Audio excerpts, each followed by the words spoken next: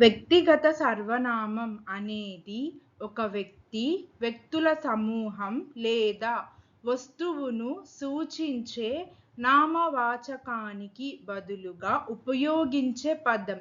ఇవి వాక్యంలో వాటి వ్యాకరణ పాత్ర, కర్త, కర్మ మరియు వాటి సంఖ్య ఏకవచనం, బహువచనం ఆధారంగా రూపాన్ని మార్చుకుంటాయి.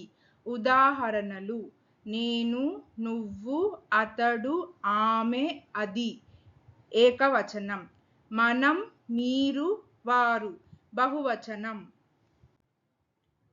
व्यक्तिगत सर्वनाम वह शब्द है जिसका प्रयोग किसी व्यक्ति, व्यक्तियों के समूह या वस्तु के लिए संज्ञा के स्थान पर किया जाता है। ए वाक्य में उनकी व्याकरणिक भूमिका, कर्ता, कर्म और उनकी संख्या एकवचन, बहुवचन के आधार पर अपना रूप बदलते हैं।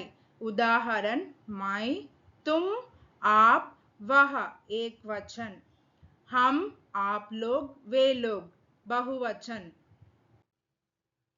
Personal pronoun is a word used to replace a noun that refers to a person, group of people, or thing.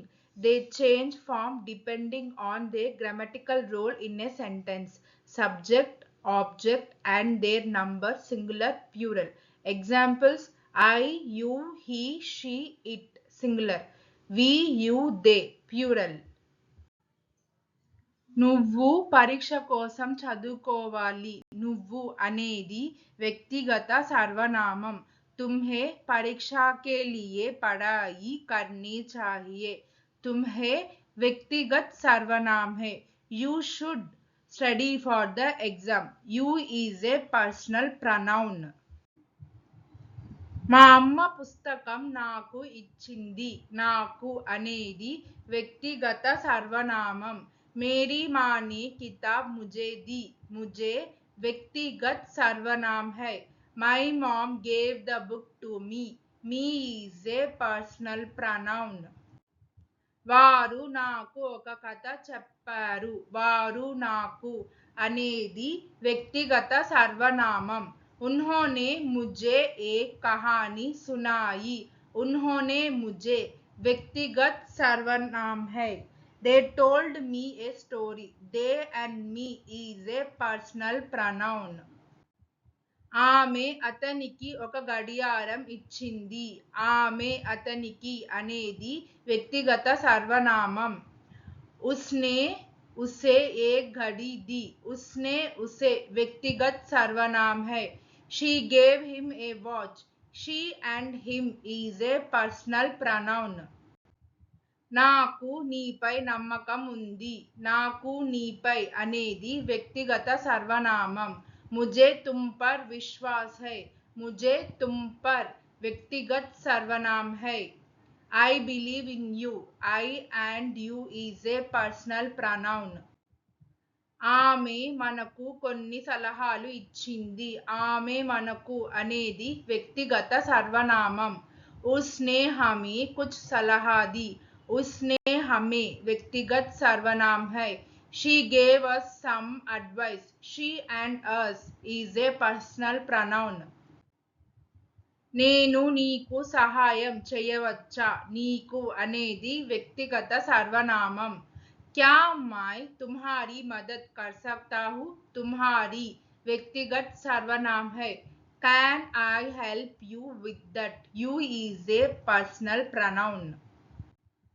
ఆమెకు చదవడం చాలా ఇష్టం మరియు అది ఆమెను సంతోషపరుస్తుంది.